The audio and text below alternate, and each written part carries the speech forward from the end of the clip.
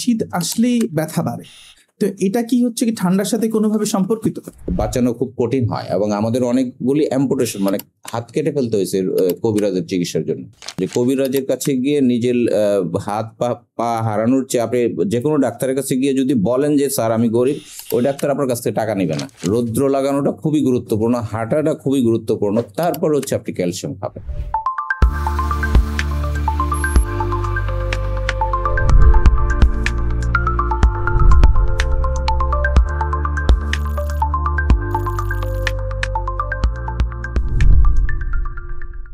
শীত এলেই পুরনো ব্যথা জেগে ওঠে, কারো কোমর ব্যথা, কারো হাঁটু ব্যথা, কারো বা কাঁধে ব্যথা বাড়ে, আবার কেউ দুর্ঘটনায় হাড় ভাঙেন এবং আঘাতজনিত জটিলতায় পড়েন। প্রশ্ন হলো, শীতকালে এসব ব্যথা কেন বাড়ে, হাড় জয়েন্টের যত্ন নেবেন কিভাবে এবং তাৎক্ষণিক দুর্ঘটনায় পড়লে কি করবেন? এসব প্রশ্নের উত্তর জানতেই আজকের আয়োজন। ডক্টর ডেস্কের আজকের পর্বে আপনাকে স্বাগতম। স্যার কেমন আছেন? আছি আলহামদুলিল্লাহ, আপনি ভালো আছেন? জি স্যার, ভালো আছি। স্যার আপনার ছোটবেলা কোথায় কেটেছে? ছোটবেলায় আমার নরসিংদী রায়পুরা উপজেলার আশ্রমপুর গ্রাম আমার গ্রামের বাড়ি, দাদা বাড়ি। আপনি যখন গ্রামে ছিলেন, বড় হচ্ছিলেন, তখন কি স্বপ্ন ছিল যে চিকিৎসকই হবেন নাকি অন্য কোনো স্বপ্ন ছিল? আমার প্রথমে স্বপ্ন ছিল যে মানুষকে কিভাবে সেবা দেওয়া যায়, সার্ভিস দেওয়া যায়। তো হিসেবে যেহেতু এই ডক্টর প্রফেশনটা ডাইরেক্টলি মানুষের সেবার সাথে জড়িত, হিসেবে আমি ডক্টরই হতে চেয়েছিলাম। আচ্ছা স্যার, আপনার চিকিৎসা জীবনের কোন ঘটনা আপনাকে অর্থোপেডিক সার্জন করলো? আমি যখন এমবিবিএস লেভেলের পরে ইন্টার্নি করি, তখন আমি দেখতে পাই যে আমাদের ক্যাজুয়ালিটিতে ট্রেনিং থাকতো ইন্টার্নির অংশ হিসেবে। তো দেখতাম যে ওইখানে প্রচুর অ্যাক্সিডেন্টের রোগী আসতেছে, আর বাংলাদেশে মানে নগরায়নের ফলে মানুষের যাতায়াত বেড়ে যাওয়ার ফলে বিশেষ করে মোটরসাইকেল বলেন, অন্যান্য ভেহিকেল বলেন, অ্যাক্সিডেন্টটা প্রচুর হয়। তো যে কোনো আমার মেডিকেল কলেজ ছিল রাজশাহী মেডিকেল কলেজ। তো রাজশাহী মেডিকেল কলেজ একটা বড় মেডিকেল কলেজ এবং ওই এলাকার একটা অনেকগুলি জেলাকে কাভার করে। তো হিসেবে দেখতাম যে ওইখানকার যে অ্যাক্সিডেন্টের রোগী আসতো, ম্যাক্সিমাম হচ্ছে মানে ক্যাজুয়ালিটির রোগীগুলি 80% হচ্ছে অর্থোপেডিক্স রিলেটেড। তো ওইটাই আমাকে অনুপ্রাণিত করে যে যেহেতু ক্যাজুয়ালিটি বা জরুরি বিভাগের 80% রোগী অর্থোপেডিক্স রিলেটেড, তো আমার মনে হচ্ছে যে আমি এই প্রফেশনে গেলে মানে আমার এই ব্রাঞ্চে গেলে আমি মানুষকে বেশি সার্ভিস দিতে পারবো। ওই হিসেবে আমাকে অর্থোপেডিক্সে আসা। সার্জারি মানে তো তার কোনো দিন নাই, রাত নাই, যে কোনো সময় হাসপাতালে ছুটে যেতে হয়। পরিবার এবং হচ্ছে গিয়ে এই প্রফেশন সামলানো কতটা কঠিন? হ্যাঁ, এটা একটা গুরুত্বপূর্ণ কোশ্চেন করেছেন যে অর্থোপেডিক সার্জন বা এনি সার্জন, বিশেষ করে অর্থোপেডিক সার্জনরা আর একটু বেশি বিজি থাকেন, কারণ রাত দিন আপনি যেটা বললেন যে 24 ঘন্টা ইমার্জেন্সি আমাদের কাভার করতে হতো। আমি নিটোরে ছিলাম, এখন আবার পঙ্গু হাসপাতালে আবার আসি। তো নিটোরের ইমার্জেন্সি তো আমি ডিউটি করেছি, রাজশাহী মেডিকেল ইমার্জেন্সিতে ডিউটি করেছি। হ্যাঁ, ফ্যামিলি বঞ্চিত হয়, এটা সত্যি। বউ বাচ্চারা বঞ্চিত হয়, কারণ তখন রাত্রে ডিউটি করা লাগতো। এখন হয়তো আমি অ্যাসিস্ট্যান্ট প্রফেসর হয়ে গেছি, আমার রাত থাকে না, তাও আমরা অন কলে থাকি আর কি। তো ফ্যামিলিকে আসলে বোঝাতে হয় সব সময়, মানে আমরা ফ্যামিলিকে সময় দিতে পারি না যারা জরুরি বিভাগের দায়িত্বে থাকি, বিশেষ করে অর্থোপেডিক্স এর মতো এই রিলেটেড সাবজেক্টে যারা আছি, তাদের ফ্যামিলিরা সত্যি কথা বঞ্চিত হয়। স্যার যখন দেখেন যে একটা রোগী গ্রাম থেকে এসে তার অ্যাক্সিডেন্টের পরে আপনি অপারেশন করলেন, সুস্থ হয়ে হেঁটে চলে যাচ্ছে, বাড়ি চলে যাচ্ছে, তখন কেমন লাগে? সেটা বলার অপেক্ষা রাখে না যে এত ভালো লাগে যে আপনার একটা অচল রোগী আসলো আপনার কাছে, অ্যাক্সিডেন্ট নিয়ে, রক্ত মাখা নিয়ে বা রক্ত ছাড়াও ক্লোজ ফ্র্যাকচার গুলিতে আসলো, অচল হয়ে আরেকজনের উপর ভর দিয়ে বা আপনার স্ট্রেচারে আসলো। ওই রোগী অপারেশনের পরে যখন পা ফেলে হাঁটে, আপনার অন্তরে যে কি ধরনের আনন্দ হয় এটা বলা মানে মুখের ভাষায় প্রকাশ করা যাবে না। বিশেষ করে ক্লোজ ফ্র্যাকচার গুলিতে অপারেশনের পরে ইভেন আপনার আমাদের এখন বিভিন্ন ফ্র্যাকচার আছে, যেমন ওল্ড এজে বয়স 60-র অ্যাবভ যাদের বয়স, তাদের হচ্ছে হিপ ফ্র্যাকচার হয়। হিপ ফ্র্যাকচারের পরে আমরা সিমেন্টেড করলে পরের দিনই রোগীকে হাঁটাতে পারি। যে রোগী অচল ছিল আগের দিন, অপারেশনের পরের দিনই আমরা ফলোআপে গিয়ে হেঁটে বললো যে এখন আপনি বাড়ি চলে যান। এটা অত্যন্ত আনন্দের বিষয় যে আপনি একটা অচল রোগীকে আপনি ইমপ্লান্ট দিয়ে এবং অপারেশন করে, অর্থোপেডিক্স অপারেশন করে আপনি সচল করে দিলেন। রোগীও অনেক খুশি হয়, রোগীর লোকজন অনেক খুশি হয়। ঠিকই স্যার, এটা তো একটা সাধারণ ব্যাপার। স্যার আপনার কাছে তো, আপনি যেহেতু ইমার্জেন্সিতে ডিউটি করতেন, আপনি তো প্রচুর রোগী দেখেছেন, কোন ধরনের রোগী আসলে বেশি আসে? এখানে আপনার ইমার্জেন্সিতে যেগুলি আসে আমাদেরও জন্য বিপদ হয়, যে ফ্র্যাকচার হয়, ভাঙে, কিন্তু ফ্র্যাকচার আপনার দুই ধরনের আছে, একটা বলে ওপেন ফ্র্যাকচার, একটা ক্লোজ ফ্র্যাকচার। তো ওপেন ফ্র্যাকচার বেশি আসতেছে, এবং আগে থেকে মানে আপনি যখন রোড ট্রাফিক অ্যাক্সিডেন্ট হয় সেখানে আপনার ভাঙার সাথে সাথে চামড়া কেটে রক্ত বেরিয়ে যাওয়া, এটাকে বলা হচ্ছে ওপেন ফ্র্যাকচার। ওপেন ফ্র্যাকচার হওয়া মানে আপনি একটু ওই পেশেন্টটা, ওই রুগীটা একটু রিস্কে চলে গেল, কারণ আপনি এনভায়রনমেন্টের কন্ট্যাক্টে আপনার বডির ইন্টারনাল এনভায়রনমেন্টটা চলে আসলো, তখন ইনফেকশন বেশি হয়। তো ওইসব ক্ষেত্রে আমাদের আলাদা সার্জারি আছে, যেমন আমাদের এখন এক্সটার্নাল ফিক্সেটর লাগাইতে হয়, অথবা ইলিজারভ আছে, রাশিয়ান বিজ্ঞানী ইলিজারভের নাম অনুসারে ইলিজারভ রিং ফিক্সেটর লাগাইতে হয়। আর যেগুলি ক্লোজ ফ্র্যাকচার মানে চামড়া কাটে না বা রক্ত বেরোয় না, ওইগুলির রেজাল্ট বেশি ভালো হয়। আর ওপেন ফ্র্যাকচার গুলির রেজাল্ট একটু রুগীরা বেশি দিন ভোগে আর কি। আমরা চেষ্টা করি ইমিডিয়েট ওয়াশ দিয়ে ইমিডিয়েট একটা ম্যানেজমেন্ট করতে পারলে আপনার হচ্ছে ওপেন ফ্র্যাকচারও অনেক ধরনের ক্লাসিফিকেশন আছে। তো ওপেন ফ্র্যাকচারটা রিলেটিভলি আপনার ক্লোজ ফ্র্যাকচারের চেয়ে খারাপ। স্যার অনেকেই বলে যে শীত আসলেই ব্যথা বাড়ে, তো এটা কি হচ্ছে কি ঠান্ডার সাথে কোনোভাবে সম্পর্কিত? এক্স্যাক্টলি ঠান্ডার সাথে জড়িত। ঠান্ডাতে যেটা হয়, এনভায়রনমেন্টের টেম্পারেচার কমে যায়, টেম্পারেচার কমে গেলে হচ্ছে আপনার রক্তনালী স্কুইচ করে, মানে সংকুচিত হয়। সংকুচিত হইলে আপনার ব্যথা বেড়ে যায়। আবার আরেকটা ইনডাইরেক্টলি রিলেটেড হচ্ছে, আমরা ঠান্ডার সময় অ্যাক্টিভিটি কমাই দিই, অ্যাক্টিভিটি কমাই দিলে মাসল স্টিফ হয়ে যায়। মাসল স্টিফ হওয়াটাও একটা আপনার হচ্ছে পেইনের কারণ হয়। দুইটা কারণ, যে একটা হচ্ছে রক্তনালী সংকুচিত হয়ে যায়, আর একটা হচ্ছে মাসলগুলি স্টিফ হয়ে যায়, আমাদের মুভমেন্ট কমে যায়, এই জন্য ব্যথা বেড়ে যায় সারা শরীরে। তাহলে আসলে কথাটা সত্যি যে শীত আসলে এই কারণেই ব্যথা বাড়ে। তো অনেকে শীতের সময় সেক দেন, গরম সেক দেন, সেইটা কি স্যার চিকিৎসা বিজ্ঞানে সমর্থন করে এই হিসেবে যে আপনি যখন গরম সেক দিবেন তখন ওই জায়গাটার টেম্পারেচার বেড়ে গেলে ব্লাড ভেসেলসগুলি সার্কুলেশনটা বাড়বে, ব্লাড ভেসেল ডাইলেট হবে, প্রসারিত হবে। প্রসারিত হলে আপনার, প্রসারিত হওয়া মানে হচ্ছে রক্ত চলাচল বেড়ে যাওয়া। রক্ত চলাচল বেড়ে যাওয়া মানে আপনার ব্যথা হয় আমাদের ইনফ্ল্যামেটরি মিডিয়েটরের কারণে। মিডিয়েটরগুলি সারা শরীরে ছড়ায় যায়, তখন ব্যথা কমে যায়। আর লোকালাইজ যদি মিডিয়েটর জমা থাকে ওখানে ব্যথা হবে। আচ্ছা, আপনি মাসেল সংকুচিত হওয়ার কথা বলছিলেন স্যার, এখানে আরেকটা জিনিস যুক্ত, ফ্রোজেন শোল্ডার। এই ফ্রোজেন শোল্ডারটা নিয়ে যদি একটু বলতেন। ফ্রোজেন শোল্ডার হচ্ছে মানে এটা একটা লেমেন টার্ম, আমরা এটা ডাক্তারি ভাষায় বলি অ্যাডহেসিভ ক্যাপসুলাইটিস। মানে অ্যাডহেসিভ মানে অ্যাডহেশন হয়ে, অ্যাডহেশন মানে হচ্ছে আঠা লেগে যাওয়া। আপনি জেনে থাকবেন যে আমাদের শোল্ডার জয়েন্ট শরীরের সবচেয়ে বেশি মুভমেন্ট করে, ওর মতো মুভমেন্ট অন্য কোনো জয়েন্ট করে না। আবার কন্ট্রারি, আপনার বিপরীত দিক থেকে এই জয়েন্টটা সবচেয়ে বেশি আঠা লাগে, মানে অ্যাডহেশন হয়। এটা বিভিন্ন কারণে হয়। ইনঅ্যাক্টিভিটি প্রথম কারণ হচ্ছে, কোনো যদি ডায়াবেটিক রোগীর ডায়াবেটিস আনকন্ট্রোল থাকে, আনকন্ট্রোল থাকলে আমাদের ক্যাপসুলটা, জয়েন্টের যে ক্যাপসুল, এটা হচ্ছে অ্যাডহেশন হয়ে যায়, এটা একটা কারণ। দ্বিতীয় হচ্ছে কোনো আঘাত পাইলে হতে পারে, আপনি একটা ভারী জিনিস টান দিলেও হতে পারে। বিশেষ করে বয়স্ক রোগীদের বেশি হয়, যারা হচ্ছে ডান কাতে শুয়ে থাকতেছেন, ডায়াবেটিস আছে, আপনার ফ্রোজেন শোল্ডার হয়ে যেতে পারে বা অ্যাডহেসিভ ক্যাপসুলাইটিস হয়ে যেতে পারে। এটা খুব কমন প্রবলেম ডায়াবেটিস রোগীদের জন্য, এবং 50-60 ইয়ার্স এর উপরের লোকদের জন্য এটা ফ্রোজেন শোল্ডারটা কমন প্রবলেম। আরেকটা টার্ম আছে টেনিস এলবো। স্যার এটা নিয়ে যদি একটু বলেন। মানুষ টেনিস এলবো হচ্ছে, আমাদের অনেকেই এসে আমাদের কাছে কমপ্লেন করে এসে, যে রোগীরা, যে আমার এলবোতে পেন। প্রথমে রোগীরা হচ্ছে একটা বড় এরিয়া বলে, যে কোনই থেকে নিয়ে এ পর্যন্ত ব্যথা বলে। অ্যাকচুয়ালি আমাদের এক্সটেন্সর মাসল, আর এটা হচ্ছে ফ্লেক্সর গ্রুপ, এটা এক্সটেন্সর গ্রুপ। এক্সটেন্সর গ্রুপের অরিজিন মানে উৎপত্তি হয় আমাদের এই যে এলবোর হচ্ছে ল্যাটেরাল কন্ডাইল থেকে। তো ল্যাটেরাল কন্ডাইলে আমরা যারা হচ্ছে, এটা টেনিস এলবো নামটা আসছে লন টেনিস প্লেয়াররা যারা সার্ভ করে তাদের থেকে। মাসল, এক্সটেন্সর মাসল যাদের বেশি কাজ করে, তাদের এক্সটেন্সর মাসলের অরিজিনে এক ধরনের ইনফ্ল্যামেটরি চেঞ্জ আসে, ইনফ্ল্যামেশন হয়, ইনফ্ল্যামেশন হয়ে ওইখানে পেইন হয়। তো এটাকেই বলে, মানে প্লেয়ারদের নাম অনুসারে টেনিস এলবো প্লেয়ার নামটা আসছে। এটা আসলে আমাদের ডাক্তারি ভাষায় এটার নাম হচ্ছে ল্যাটেরাল ইপিকন্ডাইলাইটিস।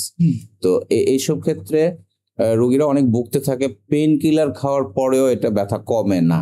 তা আমরা বলি যে, প্রথমে বলি যে আপনি গরম সেক দেন, আর আপনার যে অ্যাক্টিভিটি, যে অনেকের ওয়াশিং মেশিন নেই, কাপড় হাতে চিপে, হাতে চিপার অনেকের বদভ্যাস থাকে যে লাস্টের পানি না পড়া পর্যন্ত চিপতে থাকে। তাইলে আপনি দেখেন এইভাবে করতে গেলে আমার এই মাসলগুলি ওভার অ্যাক্টিভ হয়ে আমার এই রুটে চাপ করতেছে অরিজিনে, এবং যারা টেনিস খেলে তাদেরও ওই লন টেনিস প্লেয়ারদের এখানে চাপ পড়ে। তো ওভার স্ট্রেস হওয়ার কারণে এখানে ইনফ্লামেটরি চেঞ্জ হয়ে আপনার এখানে ব্যথা হয়। তো প্রথমে আমরা বলি যে ওই ওভার স্ট্রেস অ্যাক্টিভিটিগুলি কমাই দেন। হ্যাঁ, কাপড় বেশি চিপা দরকার নাই, আপনি হচ্ছে হালকা ওই হাত এফেক্টিভ হাতে আমরা বলি যে এফেক্টেড হাতে ভারী কাজ না করতে। তারপরে আমরা অনেক সময় বলি যে গরম সেক দেন, গরম সেকও কমে যায়। তারপর আমরা একটু এলবো ব্যান্ড জাতীয় কিছু দিয়ে দিই। কখনো কখনো আমাদেরকে অনেক সময় ইন্ট্রালেশনাল স্টেরয়েড দিলে, অ্যান্টি ইনফ্ল্যামেটরি হিসেবে দিলে এটা সেরে যায়। আমি নিজেও একবার এই টেনিস এলবোতে ভুগলাম। প্রথম দিকে আমি ডায়াগনোজ করতে পারিনি, আমি এত ব্যথা, আমি ব্যথার ওষুধ তো খাই কিন্তু ব্যথা কমে না, ব্যথা কমতে চায় না। এরপরে ব্যথা কমলো না যখন, তখন আমি বুঝলাম এটা আসলে টেনিস এলবো। তারপর আমি পুরো রেস্ট দিয়ে দিলাম হাতটাকে। এরপরে হচ্ছে কি আমি আস্তে আস্তে রেস্ট এবং এলবো ব্যান্ড। আমরা একটা কোজেন, আমাদের ডাক্তারের ভাষায় বলে হচ্ছে কোজেন টেস্ট। আপনি যে রিস্টটা এক্সটেনশন করলেন এগেনস্ট রেজিস্ট্যান্সে, আপনি যখন কোন রোগী, আপনিও ডায়াগনোস করতে পারবেন, রোগীরা বলবেন যে আপনি উল্টা নেন আর আপনি বাধা দিবেন, তখন সে এখানে কমপ্লেন করবে। এটার বলে কোজেন টেস্ট পজিটিভ। দর্শক আপনারাও জেনে গেলেন যে কিভাবে ফ্রোজেন শোল্ডার আইডেন্টিফাই করা যাবে এবং টেনিস এলবো দুটাই আপনারা একসাথে জানতে পারলেন। স্যার, শীতকালে কুয়াশার জন্য অ্যাক্সিডেন্টের মাত্রা বাড়ে। আমরা হাসপাতালে দেখেছি যে এই অনেক রোগী আসে এই শীতকালে। তো এই দুর্ঘটনায় পড়লে তাৎক্ষণিকভাবে হাসপাতালে আনার আগ পর্যন্ত আসলে আমরা কি করতে পারি? আপনার যে কোনো অ্যাক্সিডেন্ট হোক, শীতকাল হোক গরমকাল হোক, আপনি অ্যাক্সিডেন্টের পরে আপনি যদি দুই ধরনের, একটা হচ্ছে আবারও বলতেছি ক্লোজ ফ্র্যাকচার হয় বা ওপেন ফ্র্যাকচার হয়। তো ক্লোজ ফ্র্যাকচার হোক আর ওপেন ফ্র্যাকচারই হোক, আপনি প্রথম হচ্ছে যে ব্লিডিং যেখানে হচ্ছে ওইখানে আপনি কম্প্রেশন ব্যান্ডেজ টাইপের, মানে আপনি কিছু পাইলেন না, হাত দিয়ে চাপ দিয়ে ধরবেন ব্লিডিংটা না হোক। তারপরে ওই পার্টটাকে আপনি এলিভেট করে দেবেন। এলিভেট মানে উঁচু করে রাখবেন। আপনি নিচু করলে ব্লিডিং বেশি হবে। আপনি মনে করেন হাত হইলো হাত এভাবে দিয়ে রাখলেন, পা হইলো পা বালিশের উপরে দিয়ে রাখলেন, দিয়ে তাকে ইমিডিয়েট এক্সরে করতে হবে, টিটেনাসের ইনজেকশন দিতে হবে, মানে টিটেনাস টক্সয়েড বা টিআইজি দিতে হবে, এবং আপনার অ্যাজ সুন অ্যাজ পসিবল তাকে হাসপাতালে ট্রান্সফার করতে হবে। এটা লোকালি ম্যানেজ করা যাবে না, কারণ প্রাইমারি ম্যানেজমেন্টটা খুবই গুরুত্বপূর্ণ। তো ওইটা লোকাল হসপিটাল, মানে রাস্তাঘাটে যদি কোনো আমরা অ্যাক্সিডেন্ট দেখি, তাহলে তার রোগীর সহযোগীরা আসলে করতে পারে যে ব্লিডিং বন্ধ করাটা তার প্রথম হচ্ছে একটা ক্রাইটেরিয়া থাকবে, তার প্রিকশন নিবে। আর হচ্ছে যেখানে ব্লিডিং হয় জায়গাটা উঁচু করে রাখতে হবে, আর কম্প্রেশন চাপ দিয়ে রাখতে হবে, বা অন্তত গামছা, অন্য কিছু না থাকলে গামছা দিয়ে একটু চাপ দিয়ে, ওভার চাপ দেওয়া যাবে না, জাস্ট ব্লিডিং বন্ধ হওয়া পর্যন্ত চাপ দিয়ে রাখতে হবে। এবং এটা এই অবস্থায় দীর্ঘক্ষণ রাখাও যায় না, এটা যত দ্রুত সম্ভব হচ্ছে আপনার হসপিটালে ট্রান্সফার করতে হবে। এবং আমাদের তো এখন খুব কাছে পিঠে হাসপাতাল পাওয়াই যায়, প্রত্যেক জেলা সদর আছে, উপজেলা সদর আছে। এটা বাড়িতে না ট্রিটমেন্ট করে দ্রুত হাসপাতালে নিতে হবে। স্যার, এই যে হাত পা ভাঙার কথা আমরা অনেকক্ষণ ধরে কথা বলছি, অনেকে হচ্ছে কি ভুলভাবে ব্যান্ডেজ করে দেয় বা লোকাল কোয়াকদের কাছে যায়, হাত ঝুলে রাখে, কি ক্ষতি হতে পারে সেক্ষেত্রে? হ্যাঁ, আপনি খুবই গুরুত্বপূর্ণ একটা প্রশ্ন করেছেন। বাংলাদেশে এখনো অনেক কোয়াক বলেন, কবিরাজ বলেন, অর্থোপেডিক্স রিলেটেড প্রবলেমগুলি তাদের কাছে যায় প্রথম, এবং আমাদের কাছে রোগীগুলি অনেক ধরনের কমপ্লিকেশন নিয়ে আসে। যেমন হচ্ছে আপনি মনে করেন এই ফোরাম ফ্র্যাকচার, মানে রেডিয়াস আলনা ফ্র্যাকচার হলো ক্লোজ ফ্র্যাকচার, বাচ্চাদের সাধারণত ক্লোজই হয়, ওপেনও হতে পারে। তো ক্লোজ ফ্র্যাকচারের ক্ষেত্রে এনি ফ্র্যাকচারে আপনার ব্লিডিং হবে, ইন্টারনাল ব্লিডিং হয়ে ওইখানে আস্তে আস্তে ফুলতে থাকবে। আপনার এটার ভিতরে কম্পার্টমেন্ট আছে, তো কম্পার্টমেন্ট গুলি ফুলে আপনার ওইখানকার যে নার্ভ আছে এবং ভেসেলস, দুই ধরনের, আমরা বাঙালিরা রগ বলতে বুঝি যে রক্তনালী বাদেও রগ আছে আমাদের। এই টেন্ডন, যেটা মাসলের টেন্ডন, আরেকটা হচ্ছে নার্ভ, হ্যাঁ, যেটা দিয়ে আমরা অনুভূতি বুঝি। তো আপনার যে কোনো ফ্র্যাকচারে কবিরাজে যেটা করে, প্লাস্টার চতুর্দিক থেকে দিয়ে দেয়। চতুর্দিক থেকে কখনো প্লাস্টার প্রথমে দেওয়া যাবে না। প্রথম কথা, আপনি দিলে ব্যাক স্ল্যাব, আমরা বলি এটাকে ব্যাক স্ল্যাব, এবং যে অংশটা ফুলে গেল ওই অংশটাকে আপনি উপরের দিকে রাখতে হবে, তাইলে আপনার ড্রেন হয়ে নিচের দিকে চলে যাবে। আর আপনি যদি এটা ঝুলায় রাখেন, তাহলে নিচের অংশ এমন ভাবে ফুলবে, ওই যে আপনার বললাম কম্পার্টমেন্ট সিনড্রোম, একটা আমাদের টার্ম আছে, কম্পার্টমেন্ট সিনড্রোম হয়ে আশেপাশের মাসলগুলি পচে যায়। আচ্ছা 6 থেকে 12 ঘন্টা 18 ঘন্টা পরে যখন আসবেন আপনি ওই লিম্ব বাঁচানো খুব কঠিন হয়, এবং আমাদের অনেকগুলি অ্যাম্পুটেশন মানে হাত কেটে ফেলতে হয়েছে কবিরাজের চিকিৎসার জন্য। এই জন্য আমরা বলি কবিরাজি তো করা উচিত না, প্রত্যেক জায়গাতে হেলথ কমপ্লেক্স আছে, আমরা বলি এলিভেশন, উঁচুতে রাখবেন, কিছু করা দরকার নাই, একটা এক্সরে করে তারপর ইমার্জেন্সিতে আসলেন, ইমার্জেন্সি আসলে ব্যাক স্ল্যাব, প্রথমেই ফুল প্লাস্টার দেওয়া যাবে না, আমরা বলি 3 থেকে 7 দিন পরে ফুল প্লাস্টার দিতে হবে যদি এটা আনডিসপ্লেস ফ্র্যাকচার হয় বা মিনিমাম ডিসপ্লেস ফ্র্যাকচার হয়। তো কবিরাজরা যেটা না করে ভুল করে, এই এলবো এটারে বলে ফ্লেকশন, এটা এক্সটেনশন, এক্সটেনশন অবস্থায় ফুল প্লাস্টার ওরা প্যাঁচে কি দিয়ে জানি প্যাঁচে দিয়ে আঠালো তো এটা রাস্তায় দেখা যায়, রাস্তায় দেখা যায়, এবং এই ফিঙ্গার গুলি এমন ভাবে সোয়েলিং হয়, এই ফিঙ্গার আর এই ফ্লেকশন হয় না, মানে হাত গ্রিপ হয় না। তো এই জন্য আমরা বলি যে আপনারা ডাক্তারের পরামর্শ নেবেন। ডাক্তার কবিরাজির দিন আসলে চলে গেছে, কারণ ওই ওই একবার যখন কম্পার্টমেন্ট সিনড্রোম হয় তখন আপনি দেখেন কত বড় সার্জারি লাগে। এদিক দিয়ে ফেসিওটমি বলেন, দুই দিক দিয়ে এই ফোরামটারে কেটে এটা রিলিজ করতে হয়, এটার ভিতরের প্রেশার রিলিজ করতে হয়, তারপরে ওইখানে আবার স্কিন গ্রাফট চামড়া লাগাইতে হয় যদি সময় মতো আসেন, আর সময়ের পরে যদি আসেন তাহলে এটা পচে যায়, হাত কেটে ফেলতে হয়, এতই ডেঞ্জারাস জিনিস। এবং স্যার এই কেন যেন হচ্ছে কি এইটা এখনো কমছে না, মানুষ এখনো কবিরাজের কাছে যায়, ঝাপ বাঁধা বলে, তো হচ্ছে কি তারা আবার বেঁধে দেয়, আবার নিজেরা আবার রিভিউ দেয় যে হ্যাঁ আমি তো গেলাম, আমার হাড়টা তো জোড়া লেগে গেল, কিন্তু যে হাড় যে এমনিতেই জোড়া লাগে, এই কথাটা আপনি হচ্ছে আমাদের দর্শকদের জন্য এটা একটা ভালো আপনি প্রসঙ্গ এনেছেন। শরীরে আল্লাহ তাআলা এমন একটা সিস্টেম করেছেন যে কোনো ফ্র্যাকচার বা ভাঙলে ওইখানে কি হয়, প্রথম দিকে হবে আপনার ওইখানে একটু ব্লিডিং হবে, ব্লিডিং এর পরে ন্যাচারালি ওইখানে সফট ক্যালাস হবে, ক্যালাস, এরপরে হার্ড ক্যালাস হবে, পরে বোনসটা জোড়া লেগে যাবে। এখন প্রশ্ন হচ্ছে যে বাচ্চাদের ক্ষেত্রে রিমডেলিং একটা কথা আছে, আপনি একটা ফ্র্যাকচার হয়ে যদি এরকমও হয়ে যায়, এরকম হয়ে যায়, এটা ক্যালাস তৈরি হয়ে এটা আস্তে আস্তে রিমডেল হয়ে সমান হয়ে যাবে, বড়দের ক্ষেত্রে হয় না, 14 বছর 16 বছরের পরে হয় না। আর এক্সেপ্ট ইন্ট্রাআর্টিকুলার ফ্র্যাকচার, জয়েন্টের ভিতরে ফ্র্যাকচার বাদে যে কোনো শ্যাফট ফ্র্যাকচার, শ্যাফট মানে ওই যে লম্বা অংশটাও ফ্র্যাকচার হলে ওইটা জোড়া লেগে যায় অটোমেটিক, এটা আপনি কবিরাজের কাছে না গেলেও জোড়া লাগবে, ওষুধ না খেলেও। এই জন্য কবিরাজের নাম হয় কিছু কিছু কবিরাজের ক্ষেত্রে, কারণ বাংলাদেশে তো একটা বৃহৎ জনগোষ্ঠীর লোক, এখানে হয়তো অর্থোপেডিক সার্জনও রিলেটিভলি কম আছেন বা অন্যান্য সার্জনও কম আছেন, আমাদের প্রত্যন্ত অঞ্চলের লোকজন কবিরাজের কাছে যেতে চায়। আপনি আশ্চর্য হবেন যে কবিরাজের চার্জ কিন্তু এখন কম না, কবিরাজও এখন অনেক টাকা 2000 3000 4000 টাকা চার্জ নেয়, ওয়ারেজ আমরা কিন্তু অনেক ফ্রি চিকিৎসাও দিয়ে দিই, যে গরিব লোক আসে আমার চেম্বারে, বিশেষ করে কেউ যদি এসে বলে যে আমি গরিব, আমি তার ভিজিট নিই না, এবং তার প্রসিডিউরের টাকাও নেই না, সে যদি বলতে পারে যে আমি স্যার গরিব, আমার কাছে টাকা নেই, ইভেন এটা বলা মানে হয়তো বেশি হয়ে যাচ্ছে, মানে যদি কেউ বলে যে আমি স্যার আমার যাওয়ার ভাড়া নেই, আমি ভাড়াটা পর্যন্ত দিয়ে দিই। তো আমি মনে করি প্রত্যেক ডাক্তারই এরকম করে। এইসব কথা আসলে মানুষের জানা উচিত, কারণ আপনাকে দেখে হয়তো আরেকজন উদ্বুদ্ধ হবে। হ্যাঁ, না আমি জানি প্রত্যেকটা ডাক্তারই মানবিক, হ্যাঁ 2-1 বাদে, বাট আমরা 99% ডাক্তারই আমরা চাই মানুষ সেবা করার জন্য আসছি। তো আপনারা ওই কবিরাজের কাছে গিয়ে, আমি জনগণের উদ্দেশ্যে বলবো যে কবিরাজের কাছে গিয়ে নিজের হাত পা হারানোর চেয়ে আপনি যে কোনো ডাক্তারের কাছে গিয়ে যদি বলেন যে স্যার আমি গরিব, ওই ডাক্তার আপনার কাছ থেকে টাকা নেবে না, সে সরকারি ডাক্তারই হোক বেসরকারি ডাক্তার হোক চেম্বারে হোক, আপনার বলতে হবে, আপনি প্রকাশ করতে পারলে আপনি ভালো চিকিৎসাটাও পেলেন, আপনি কম খরচে বা বিনা খরচেও পাবেন, আমি ওয়ারেন্টি দিতে পারি। আচ্ছা, এটা আমরা আসলে বিশ্বাস করতে হবে চিকিৎসকদের। আমরা আবারও বলবো যে কবিরাজদের কাছে গিয়ে হাত পা হারানোর ঝুঁকিটা নেওয়া যাবে না। আমরা হাড়ের কথা বলছিলাম, হাড় ভাঙার কথা বলছিলাম, হাড় শক্ত করার জন্য আসলে কি খাওয়া উচিত আমাদের? খাওয়ার চেয়ে আপনি আগে আসবেন যে আমার অ্যাক্টিভিটি, আপনি প্রতিদিন অন্তত, আমাদেরকে বলা হয় 10,000 স্টেপ, মানে সাইন্টিফিক্যালি প্রুভড হচ্ছে আপনি 10,000 পদক্ষেপ ফেলছেন কিনা প্রতিদিন, আপনার পা 10,000 বার হচ্ছে মাটিতে লাগতে হবে, রিক্সায় না, বাসে না বা অন্য কিছু না, আপনার পা মাটিতে সরাসরি লাগতে হবে, হাঁটতে হবে, তাইলে আপনি হচ্ছে অ্যাক্টিভ থাকলে আপনার যেটা হবে যে আপনার মাসল, বোনস এবং জয়েন্ট সবগুলো হেলদি থাকবে এবং ক্যালসিয়াম ডিপোজিশন হবে।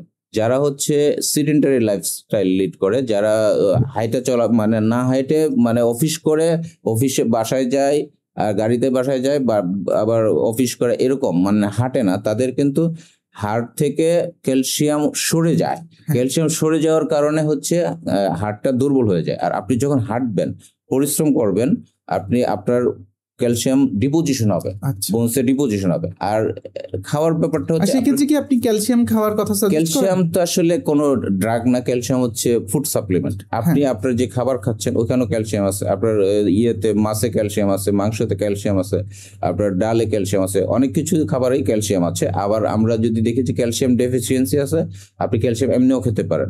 এবং 50 ইয়ার্স এর পরে তো এমনি 2 বেলা ক্যালসিয়াম খাওয়া যায়। ক্যালসিয়াম কোনো ওষুধ না, এটা হচ্ছে ওভার দ্য কাউন্টার ড্রাগ।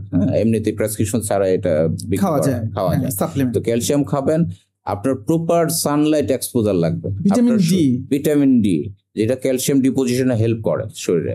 তো ভিটামিন ডি পেতে গেলে আপনার গায়ে রৌদ্র লাগতে হবে। স্যার এই যে রৌদ্র লাগার সময়টা কখন থেকে কখন? এটা আগে বলা হতো যে সকালের রৌদ্র, অ্যাকচুয়ালি এখন বলা হয় যে কোনো রৌদ্রে আপনি সকাল থেকে সন্ধ্যা পর্যন্ত, সকালের রৌদ্রটা প্রিফারেবলি বেটার ইয়ের জন্য। আপনার অতিবেগুনি রশ্মিটা কম আসে, যে যখন অবলিকলি আসে তখন অতিবেগুনি রশ্মিটা কম আসে, যেটা আমাদের শরীরের জন্য ক্ষতিকর।